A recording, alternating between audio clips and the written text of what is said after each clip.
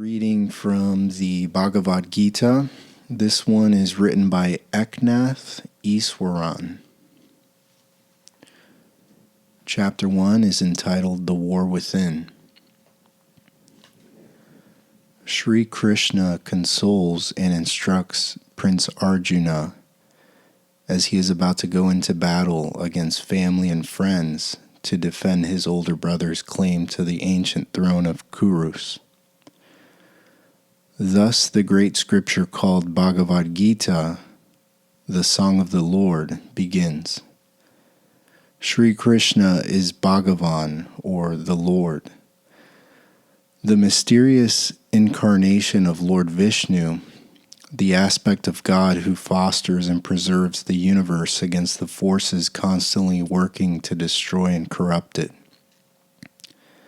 Krishna has appeared on earth as a royal prince of the house of the Yadavas. Thus he combines earthly majesty with a hidden special power. Most know him only as an unimportant prince, but the wise have seen him reveal his power to destroy evil and protect the good.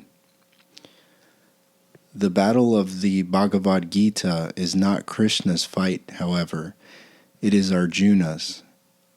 Krishna is only Arjuna's charioteer and advisor. He has promised Arjuna that he will be with him throughout the ordeal, but much as he passionately hopes for Arjuna's victory, he has sworn to be a non-combatant in the struggle. A charioteer's position is a lonely one compared to the status and glory of the warrior he drives. But Krishna assumes this modest role out of love for Arjuna. As charioteer, he is in a perfect position to give advice and encouragement to Arjuna without violating his promise not to join the fight himself. To secure their claim to the throne, Arjuna and his brothers must fight not an alien army but their own cousins who have held the kingdom for many years. Tragically, the forces against them include their own uncle, the blind king Dhritarashtra, and even the revered teachers and elders who guided Arjuna and his brothers when they were young. Arjuna, of course, wants to win the throne for his brother, who is the rightful heir to the Kuru dynasty, and has endured many wrongs. But he is dismayed at the prospect of fighting his own people. Thus, on the morning the great battle is to begin, he turns to Krishna, his friend and spiritual advisor, and asks him the deeper questions about life that he has never asked before. The Bhagavad Gita is Krishna's answer.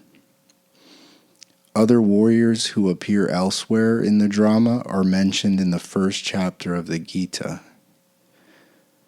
To Indians, these are familiar figures from the legendary past, but to most Western readers they will be unknown and even unpronounceable names, so work with me. I'll do my best. Arjuna and his brothers are known as the Pandavas, the sons of Pandu. Yudhishthira, Bhima, Arjuna, Sahadeva, and Nakula. The other side is called the Kauravas, the sons of Kuru. This is somewhat misleading, for both sides of the royal family are Kurus by birth, but the Pandavas are now in the position of appearing to be the dissident faction, so they are called sons of Pandu, to distinguish them from the larger family. Pandu was once king of the kingdom of Hastinapura, but he retired into the forest on spiritual retreat and died young. His elder brother, Dhritarashtra, we'll go with that. Dhritarashtra was blind since birth, so he was never named ruler, but he did share power with his brother. When Pandu died, his eldest son, Yudhishthira,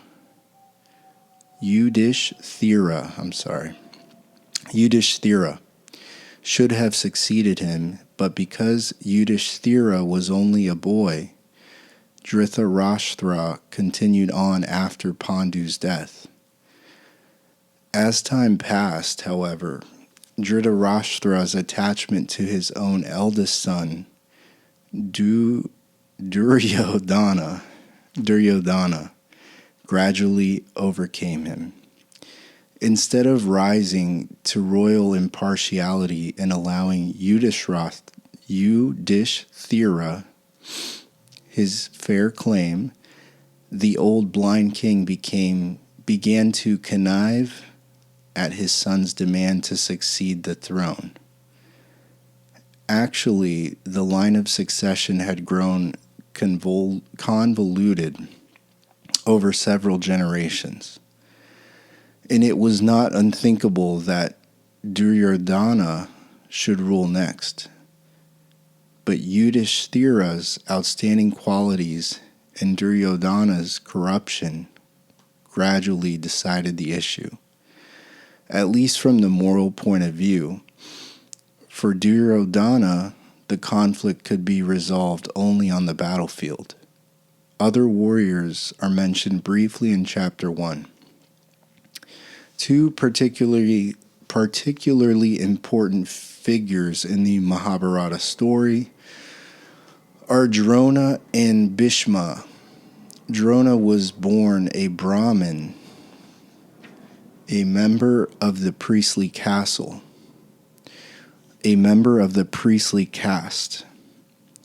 But in search of wealth, he took up the way of the warrior and excelled in the knowledge of arms. He was the teacher, the guru of all the royal princes in their youth, the sons of Pandu and the sons of Dhritarashtra alike. Thus it was he who taught both sides the skills of war, an irony which sharp-tongued Duryodhana points out in verse 3. Arjuna was Drona's best principal when it came to the bow, excelling even Drona's own son, Ashvatthama. Bhishma, the grandsire of both sides, is not actually the prince's grandfather, but a respected elder statesman. As Dhritarashtra's advisor of many years' standing, he considers it his duty to stand by his king and try to protect him from his weaknesses and wrong decisions. Another figure introduced in chapter 1 is Sanjaya, who narrates the entire Gita to the blind king Dhritarashtra. Sanjaya is not present on the battlefield, but the text tells us that the sage Vyasa, the composer of the Gita, has given him divine sight so that he can see and report everything. Chapter 1 leaves us acutely aware that we are on a battlefield, waiting for a catastrophic war to begin. But once Krishna begins his instruction, we leave the battlefield behind and enter the realms of philosophy and mystical vision. The first chapter is but a bridge to the real subjects of the Gita, and thus need not detain us too long in our study of the poem. Yet the first chapter has caused a great deal of debate, largely because of what it has to say about the morality of war. Basically, there have been 2 points of view, which are almost but perhaps not completely irreconcilable. First, there is the orthodox Hindu viewpoint that the Gita condones war for the warrior class. It is the dharma, the moral duty of soldiers to fight in a good cause, though never for evil leaders. It should be added that this is part of an elaborate and highly chivalrous code prescribing the just rules of war. According to this orthodox view, the lesson of the Mahabharata, and therefore of the Gita, is that although war is evil, it is an evil that cannot be avoided. An evil both tragic and honorable for the warrior himself. War in a just cause, justly waged, is also in accord with the divine will. Because of this, in the Mahabharata, Yudhishthira and his noble brothers find their peace in the next world when they have finished their duty on earth. The mystic's point of view is more subtle. For them, the battle is an allegory, a cosmic struggle between good and evil. Krishna has revealed himself on earth to re-establish righteousness, and he is asking Arjuna to engage in a spiritual struggle, not a worldly one. According to this interpretation, Arjuna is asked to fight not his kith and kin, but his own lower self. Mahatma Gandhi, who based his daily life on the Gita from his 20s on, felt it would be impossible to live the kind of life taught in the Gita and still engage in violence. To argue that the Gita condones violence, he said, was to give importance only to its opening verses, its preface, so to speak, and ignore the scripture itself. For some, it helps clarify the question to look upon the Gita as an Upanishad, or a mystical statement from the Vedas that was incorporated into the warrior epic of a later age. Chapter 1 of the Gita then forms a rather perilous bridge between the warrior's world and the essential part of the Gita, Sri Krishna's revelations of spiritual truth.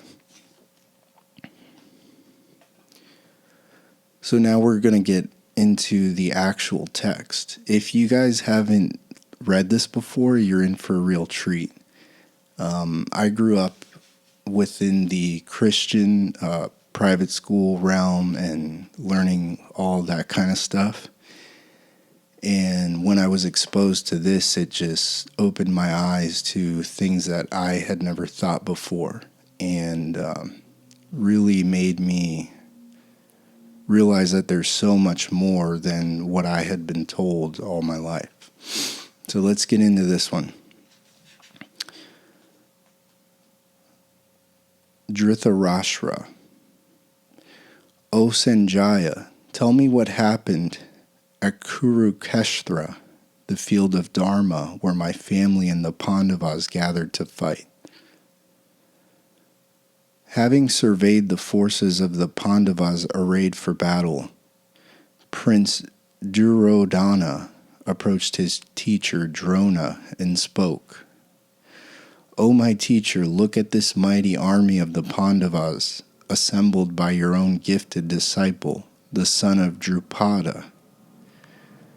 There are heroic warriors and great archers who are the equals of Bhima and Arjuna, Yuyudhana, Virata, the mighty Drupada, Drishtaketu, Chekitana, the valiant king of Kashi, Purujit, Kuntiboja, the great leader Shabiya, the powerful Yudhamanyu, the valiant Uttamajas, and the son Subhadra. In addition to the sons of Draupadi, all these command mighty chariots. Again, work with me with the pronunciation. Some of these names I've never seen before, and I'm going to do my very best for you. O best of Brahmins, listen to the names of those who are distinguished among our own forces. Bhishma, Karna, and the victorious Kripa. Ashvatthama, Vikarna, and the son of Samadatta. There are many others too, heroes giving up their lives for my sake, all proficient in war and armed with a variety of weapons. Our army is unlimited and commanded by Bhishma. Theirs is small and commanded by Bhima. Let everyone take his proper place and stand firm supporting Bhishma. Then the powerful Bhishma, the grandsire, oldest of all the Kurus, in order to cheer Duryodhana, roared like a lion and blew his conch horn. And after Bhishma, a tremendous noise arose of conchs and cow horns and pounding on drums. Then Sri Krishna and Arjuna, who were standing in a mighty chariot yoked with white horses, blew their divine conchs.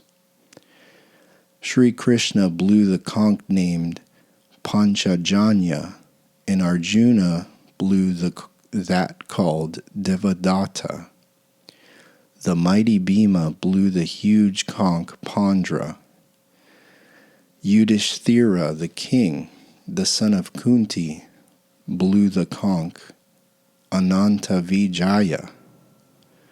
Nakula and Sahadeva blew their conchs as well. Then the king of Kashi, the leading bowman, the great warrior Shikhandi,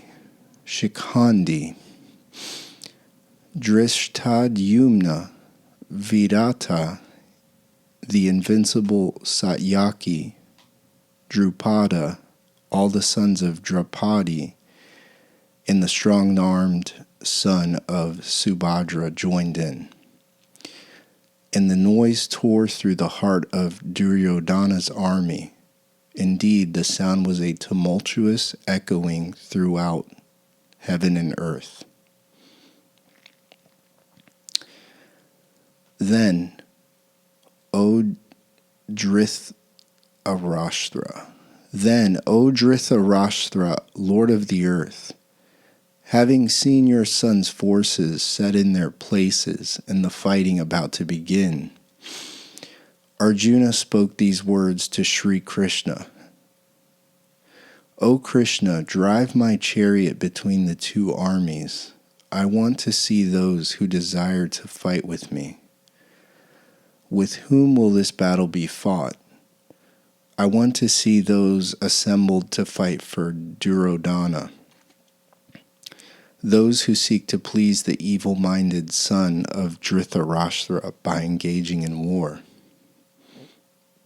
Thus Arjuna spoke, and Sri Krishna, driving his splendid chariot between the two armies, facing Bhishma and Drona and all the kings of the earth, said, Arjuna, behold all the Kurus gathered together.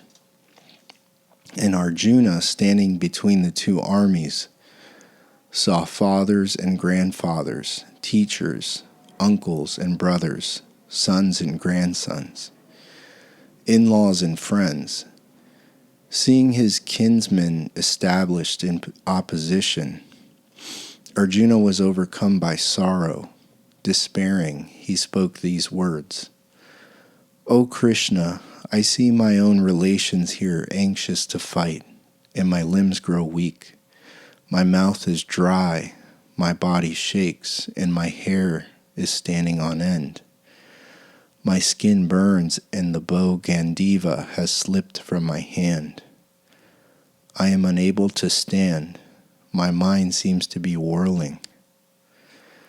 These signs bode evil for us. I do not see that any good can come from killing our relations in battle. O Krishna, I have no desire for victory or for a kingdom of pleasures.